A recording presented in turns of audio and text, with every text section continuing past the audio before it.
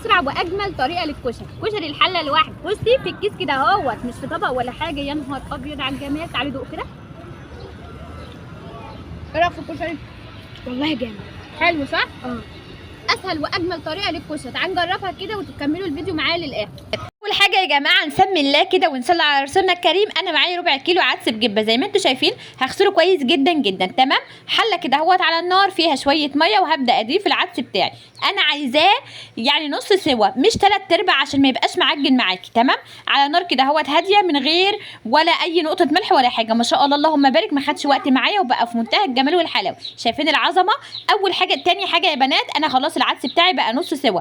غاسله نص كيلو من الرز، ومعايا كيلو الا ربع من المكرونه. النص كيلو مكرونه مرمريه وربع كيلو مكرونه سباكيتي. تمام. مقطعه السباكيتي كويس جدا اللي هي حتت صغيره. بعد كده قلبت تقلبتين 3 زي ما انتم شايفين كده اهوت، كل حاجه تتبخر مع بعضها. وبعد كده ضفت الميه بتاعتي بصوا لغايه الاخر بالظبط عشان ما يبقاش معجن، يبقى مفلفل كده وحلو. معلقه بقى فلفل اسود كبيره ومعلقه ملح كبيره محترمه كده فقط لا غير، عشان طعمه ما يغيرش معاك. بس لو عايزه تضيفي مكعب المرقه مفيش اي مشكله. انا عن نفسي ما كانش متوفر عندي، بس لو كان موجود بصراحه كنت حطيته.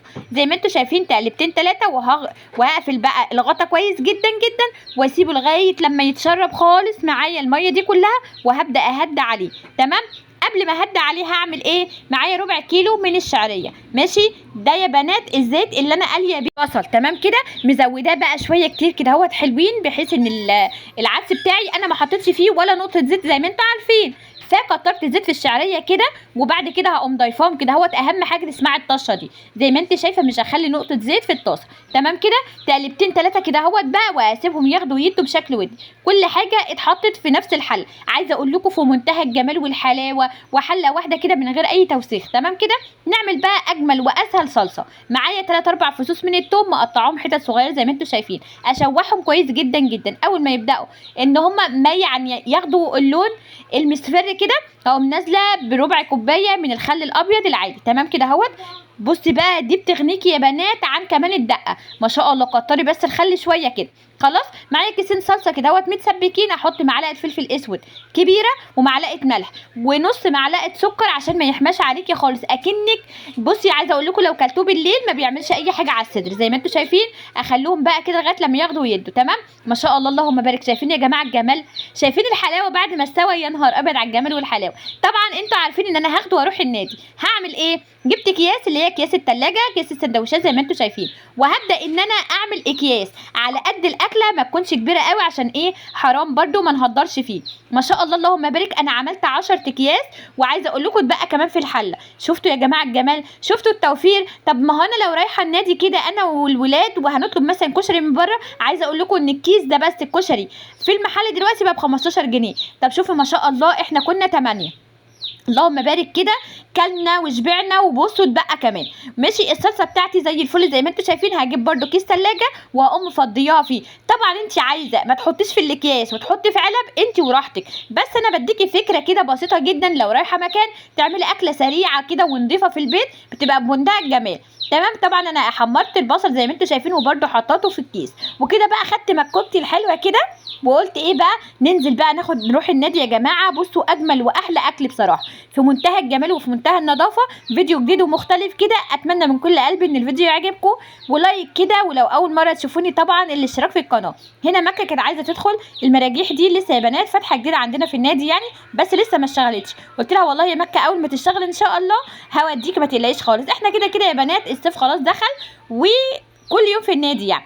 طبعا مكوكتي دخلت كده على الزحليقه بتاعتها على طول.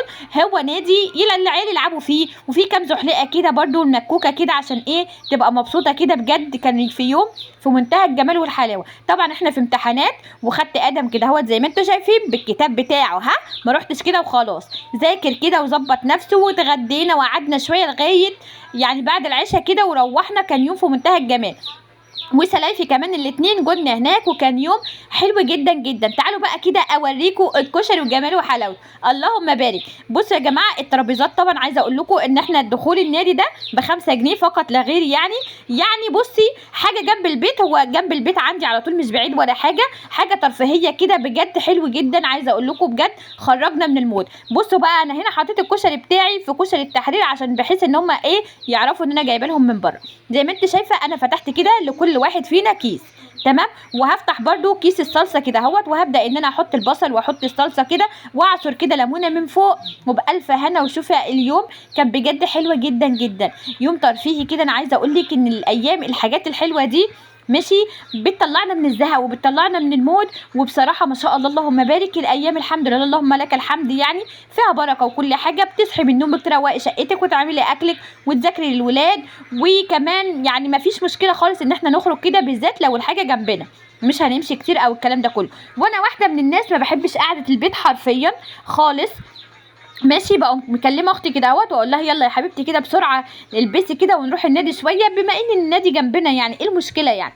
بس بجد كان يوم حلو جدا جدا، يوم كده ترفيه ومختلف. انا حطيت زي ما انتم شايفين كل حاجه في نفس الكيس. بصوا يا بنات، والليمون كده اهوت واديله تقليبه كده ويلا اديله بشكل ودي بجد في منتهى الجمال. انا عايزاكي جربي كشري الحله الواحده لو انت لسه ما جربتوش. اولا ما بياخدش وقت معاكي خالص، وبجد طعمه حلو جدا، كل حاجه كده بتتمكس في قلب بعضها. لا في منتهى الجمال ما شاء الله اللهم بارك. بصوا بقى الجمال كده، مكه بتقول لي الكشري حلو جدا، وادم لا بجد تحفه ما شاء الله اللهم بارك. مش حاجه بصراحه ان للاسف سلايفي جم بعد ما الكشري بتاعي خلص، يعني عايزه اقول لكم ما كانوش معانا، بس بجد انا كنت متضايقه قوي بصراحه. انا كنت عامله بكميه وكل حاجه ما شاء الله، بس احنا تقريبا نازلين العصر ولا حاجه، وزي ما قلت لكم احنا راجعين بعد العشاء. فيعني ما شاء الله العيال كلوا مره وكلوا 2 كمان، بجد في منتهى الجمال والحلاوه.